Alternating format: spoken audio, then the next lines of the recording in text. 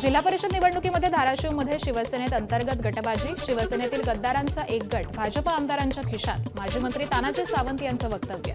भाजप आमदार राणा जगजितसिंह पाटील यांच्या विरोधात तानाजी सावंत आक्रमक. जिल्हा परिषद आणि पंचायत समिती निवडणुकीसाठी उमेदवारी अर्ज दाखल करण्याचे शेवटचे 3 दिवस बाकी. मात्र धाराशिवमध्ये अजूनही महायुती आणि महाविकास आघाडीमध्ये जागा वाटपावरून संभ्रम. आतापर्यंत 1075 उमेदवारांनी उमेदवारी अर्ज खरेदी केले.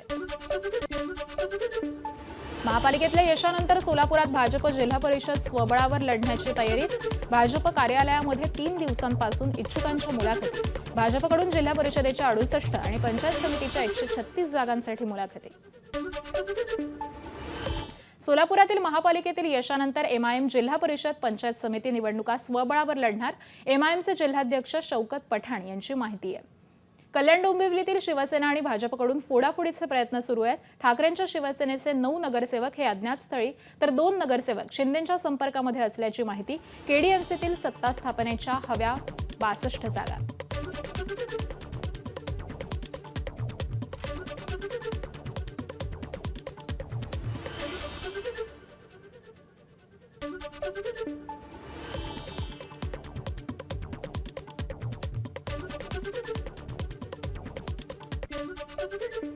भिवंडीचे माजी महापौर. पुढची बातमी पाहूयात. महापालिका निवडणुकांची जबाबदारी दिलेल्या मंत्र्यांच्या कामगिरीवरून एकनाथ शिंदे नाराज असल्याची चर्चा. अकार्यक्षम मंत्र्यांना डच्चू देऊन नव्या आणि पक्षासाठी काम करणाऱ्या आमदारांची मंत्रिपदी वर्णी लागण्याची शक्यता.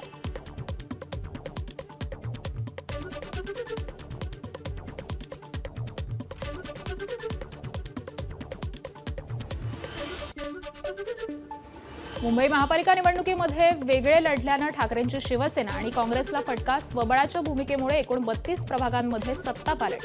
मतविभाजनामुळे भाजपला 21, शिवसेनेला 10 तर राष्ट्रवादीला एका ठिकाणी फायदा.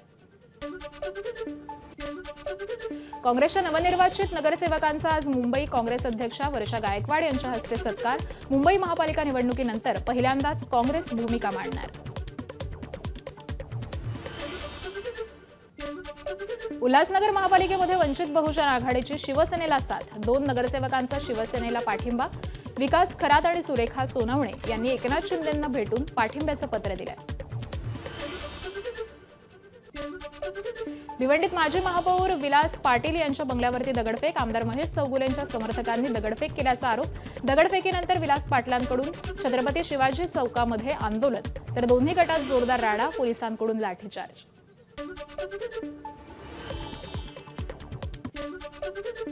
मुंबईतल्या सुशिक्षित आणि उच्चभ्रू मतदारांची नोटाला पसंती. कुलाबा प्रभागामध्ये नोटाला सर्वाधिक मतदान, तर शिवाजीनगर, मानखुर्द, गोवंडी, कुर्ला पश्चिम यांच्यासारख्या मागास भागामध्ये नोटाला सर्वात कमी मतदान. नाशिक महापालिका निवडणुकीनंतर आता शिवसेना भाजपमध्ये विचारमंथन. नाशिकमध्ये शिवसेनेला मोठा फटका. केवळ 26 जागी विजय. भाजपकडून देखील पराभूत जागांचा अहवाल सादर करणार. एबी फॉर्म वाटपातल्या गोंधळाचीही चौकशी होणार. जळगावमधील नशिराबाद नगरपरिषदेच्या निवडणुकीतील कामावरून वाद उफाळल्यानं 2 गटांमध्ये तुफान हाणामारी. 16 ते 17 जण जखमी. जखमींवरती जिल्हा रुग्णालयामध्ये उपचार सुरू, तर गुन्हा दाखल करण्याची प्रक्रिया सुरू आहे. धुळ्यातील निवडणुकीमध्ये आयारामांना मतदारांनी नाकारलं. पक्ष बदलून नशीब आजमावणाऱ्या 9 उमेदवारांनी विजयाचा गुलाल उधळला असला तरी 14 जणांना मात्र पराभवाची नामुष्कीही झेलावी लागली.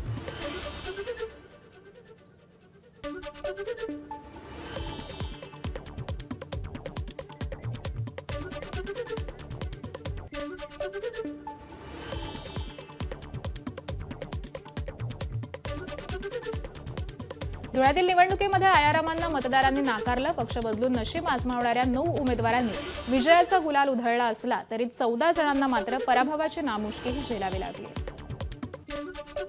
धुळे पालिकेच्या निवडणुकीनंतर स्वीकृत नगरसेवक पदासाठी इच्छुकांकडून फिल्डिंग लावण्यास सुरुवात. धुळे पालिकेमध्ये भाजपची एकहाती सत्ता, तर महापौर पदाच्या आरक्षण सोडतीकडे सगळ्यांचंच लक्ष. उत्तर प्रदेशातील बुलडोझर राजकारण महाराष्ट्रात चालणार नाही. नागपूर दंगलीतील आरोपी फहीम खानचं सत्ताधाऱ्यांना थेट आव्हान. तुम्ही एका फहीम खानला खोट्या आरोपात अडकवलं, पण 6 फहीम निवडून आलेत. फहीम खानचं वक्तव्य. नागपूरमध्ये विजयी झालेल्या काँग्रेस नगरसेविकेच्या पतीला भाजप उमेदवारावरील हत्या प्रकरणी अटक. पालिका निवडणुकीच्या पूर्वीच्या रात्री नागपुरात प्रभाग 11चे भाजप उमेदवार भूषण शिंगणे आणि त्यांच्या सहकाऱ्यांवरती प्राणघातक हल्ला झाला होता. लोकसभा निवडणुकीच्या तुलनेमध्ये नागपूर महापालिकेमध्ये निवडणुकीत भाजप आणि काँग्रेसचं मतदान हे 1 लाखाने घटलं. भाजपला 1,24,000 कमी मतं तर काँग्रेसच्या मतांमध्ये 1 लाखांची घट. अमरावतीमध्ये चंद्रशेखर बावनकुळेंचे निकटवर्तीय ऋषिकेश देशमुख प्रभाग क्रमांक 2 मधून विजयी. भाजपमधील सर्वात तरुण नगरसेवक असलेल्या ऋषिकेश देशमुख यांना मोठी जबाबदारी मिळणार असल्याची माहिती. परभणीमध्ये ठाकरेंच्या शिवसेनेच्या उमेदवाराचा अवघ्या 1 मतानं विजय. प्रभाग क्रमांक 1 मधून व्यंकट डहाळे 1 मताने विजय. 1 मताचं महत्त्व काय? सोशल मीडियावरती चर्चांना जोर. छत्रपती संभाजीनगरमध्ये मैफिलीत एमआयएमचे नेते इम्तियाज जलील यांच्यासह नगरसेवकांवरती पैशांची उधळण. शहरामध्ये 33 नगरसेवक निवडून आल्याच्या जल्लोषामध्ये मैफिलीचं आयोजन केलं होतं.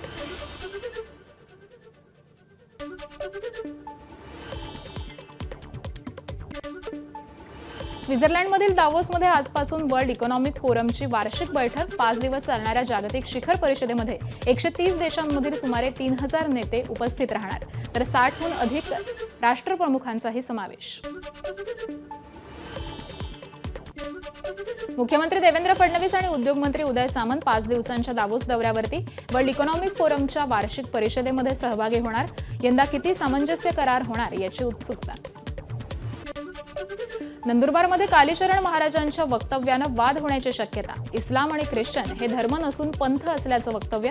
राजकारणी मुसलमानांचं लांगुलचालन करत असून सगळे मुसलमान हे पूर्वी हिंदू होते, त्यांनी स्वधर्मामध्ये परत यावं असं कालीचरण महाराजांचं वादग्रस्त वक्तव्य.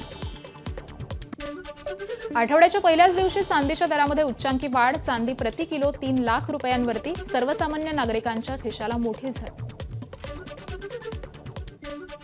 मुंबई अहमदाबाद राष्ट्रीय महामार्गावरती चारोटी ते पालघर दरम्यान मार्क्सवादी कम्युनिस्ट पार्टीचा लाँग मार्च. बैलगाडी, नांगर, रिकामे हंडे, इलेक्ट्रिक मीटर घेऊन लाँग मार्च काढला. प्रलंबित वनपट्टे, जलजीवन मिशनचा उडालेला बोजवारा आणि अदानींकडून बसवण्यात आलेले बोगस इलेक्ट्रिक मीटर यांच्या विरोधात रोष व्यक्त. नाशिकच्या सटाणामध्ये पाळीव कुत्र्यावरती बिबट्याचा हल्ला. घटना सीसीटीव्हीमध्ये कैद. शेतकऱ्याच्या बंगल्यामध्ये घुसून पाळीव जर्मन शेफर्ड या कुत्र्यावरती बिबट्याचा हल्ला. एबीपी माझा, उघडा डोळे बघा नीट.